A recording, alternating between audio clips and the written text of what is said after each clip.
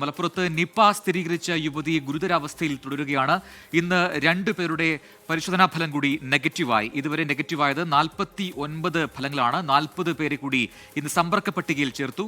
152 പേരാണ് ആകെ സമ്പർക്ക പട്ടികയിൽ നിലവിലുള്ളത്. വിപിൻ സി വിജയൻ മലപ്പുറത്ത് നിന്ന് ചേരുന്നു കൂടുതൽ വിവരങ്ങളുമായി. വിപിൻ, ആദ്യം അറിയേണ്ടത് ഈ നിപ ബാധിച്ച് ഇപ്പോൾ ചികിത്സയിൽ തുടരുന്ന സ്ത്രീയുടെ ആരോഗ്യനിലയാണ്. അത് ഗുരുതരമായി തുടരുന്നു എന്ന് പറയുന്നു. എന്താണ് ആശുപത്രിയിൽ നിന്ന് നമുക്ക് ലഭിക്കുന്ന വിവരങ്ങൾ? ഒപ്പം തന്നെ കൂടുതൽ പേർ നിപ നെഗറ്റീവ് ആവുന്നുണ്ട്. അത് ആശ്വാസം പകരുന്ന വാർത്ത കൂടിയാണ്. സമ്പർക്ക പട്ടികയിൽ പുതുതായി പേരുയർക്കപ്പെട്ടവർ അത് ഏത് മേഖലയിലുള്ളവരാണ്, ഏത് പ്രദേശത്തുള്ളവരാണ്? വിവരങ്ങൾ പറയൂ.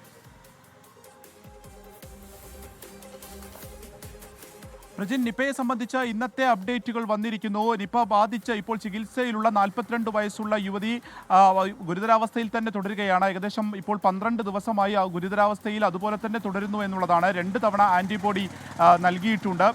പക്ഷേ ഇപ്പോഴും അവർ ആ ഒരു ഗുരുതരാവസ്ഥ എന്നുള്ള നിലയിൽ നിന്ന് മാറിയിട്ടില്ല എന്നുള്ളതാണ് ഒരു ആശങ്കപ്പെടുത്തുന്ന ഒരു കാര്യമുള്ളത്. മറ്റൊന്നുള്ളത്, ഒരു ആശ്വാസം പകരുന്ന ഒരു വാർത്ത, ഇപ്പോൾ 2 പരിശോധനാ ഫലം കൂടിയാണ് വന്നിരിക്കുന്നത്. അതുകൂടി നെഗറ്റീവ് ആയിരിക്കുന്നു. ഇതോടുകൂടി 49 പേർ, ഇതുവരെ പരിശോധിച്ച 49 പരിശോധനാ ഫലങ്ങളും നെഗറ്റീവാണ് എന്നുള്ളതാണ്. സമ്പർക്ക പട്ടിക ആരോഗ്യവകുപ്പ് വിപുലീകരിച്ചു എന്നുള്ളതും ആരോഗ്യമന്ത്രി അറിയിച്ചിരിക്കുകയാണ്. ഈ സമ്പർക്ക പട്ടികയിൽ 40 പേരെ കൂടിയാണ് ആഡ് ചെയ്തിരിക്കുന്നത്. അതോടുകൂടി ഇപ്പോൾ 152 പേരാണ് സമ്പർക്ക പട്ടികയിലുള്ളത്. അത് മലപ്പുറത്ത് മാത്രമല്ല, തിരുവനന്തപുരം, എറണാകുളം, കോഴിക്കോട് ഉള്ളവരും ഉണ്ട്. അത് ഇവിടെ നിന്ന് പോയിട്ടുള്ള സ്റ്റാഫ് നഴ്സ് ഉൾപ്പെടെയുള്ളവരാണ് അവിടെ ആ ഒരു നിരീക്ഷണത്തിൽ, ആരോഗ്യവകുപ്പിന്റെ നിരീക്ഷണത്തിൽ കഴിയുന്നത്. 8 പേരാണ് ചികിത്സയിലുള്ളത്. അതായത് രോഗിയുമായി പ്രൈമറി കോൺടാക്റ്റ് ഉള്ളതിൽ ചെറിയ ലക്ഷണങ്ങളുള്ള 8 പേരാണ് ചികിത്സയിലുള്ളത്. 2 പേർ ഇപ്പോൾ ICUവിലാണ്. അവർ മഞ്ചേരി മെഡിക്കൽ കോളേജ് ICUവിലാണ് ഉള്ളത്. അവരുടെ ആരോഗ്യനില അത്ര ഗുരുതരമല്ല എന്നുള്ളതുമാണ് അറിയുന്നത്. പരിശോധനാ ഫലങ്ങൾ നെഗറ്റീവ് ആവുകയും ചെയ്തിരിക്കുകയാണ്. ഒപ്പം തന്നെ ഈ ഹൈറിസ്ക് പട്ടികയിലുള്ള 13 പേർക്ക് പ്രൊഫൈലാക്സിസ് ചികിത്സ നൽകി വരുന്നു എന്നുള്ളതും